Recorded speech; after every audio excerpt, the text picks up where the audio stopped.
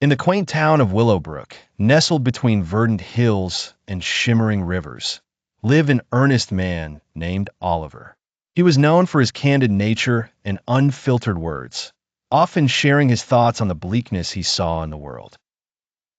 Despite his intentions, his words sometimes spread despair rather than understanding among the townsfolk.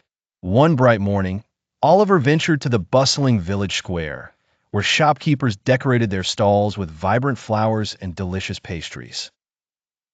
Children laughed and played, their joy echoing through the air. As Oliver strolled, he noticed a familiar old friend, Harriet, sitting quietly under a wise oak tree, her eyes lost in thought. "Morning, Harriet," Oliver called out, taking a seat next to her.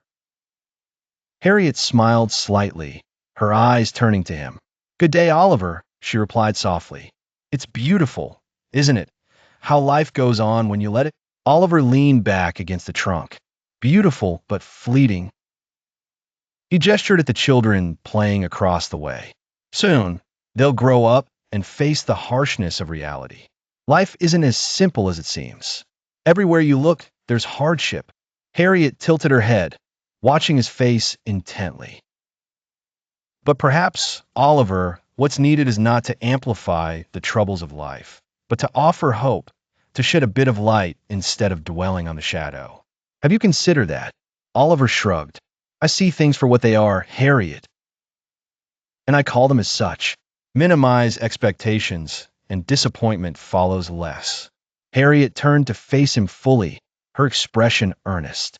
"Don't frustrate others with your words, even if you see life as miserable because others need hope. So either help them or keep quiet."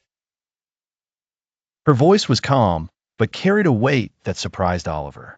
For a moment, Oliver was silent, pondering Harriet's words. Could his candidness be a burden rather than a truth?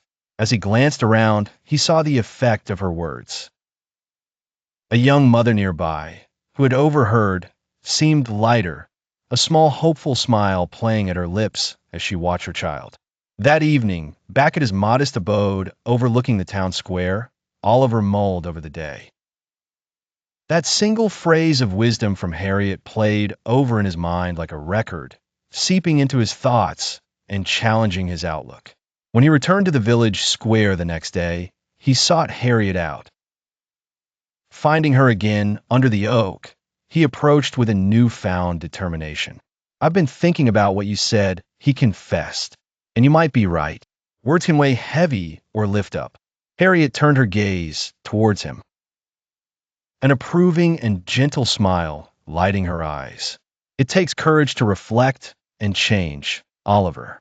You were always courageous in your words, perhaps now, in your kindness too." From that day forward, Oliver adopted a new approach. He chose words that still spoke truth, but with a glimpse of hope and kindness. Instead of highlighting the inevitability of life's challenges, he started to speak of resilience, of the strength found in unity and the possibility of brighter days. As days turned to weeks and weeks to months, the town of Willowbrook saw Oliver not just as a speaker of truths, but as a harbinger of hope and positivity. His transformation resonated deeply, and the community grew stronger, bound by encouragement and the sincere belief in the importance of hope.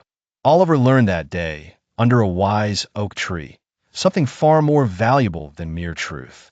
He learned that life, with its ups and downs, was to be shared gently and with hope. Helping hands were extended where needed, and when possible, he spoke less and did more, allowing hope to lead the way. In this newfound wisdom, Oliver found his truth, and Willowbrook blossomed around him.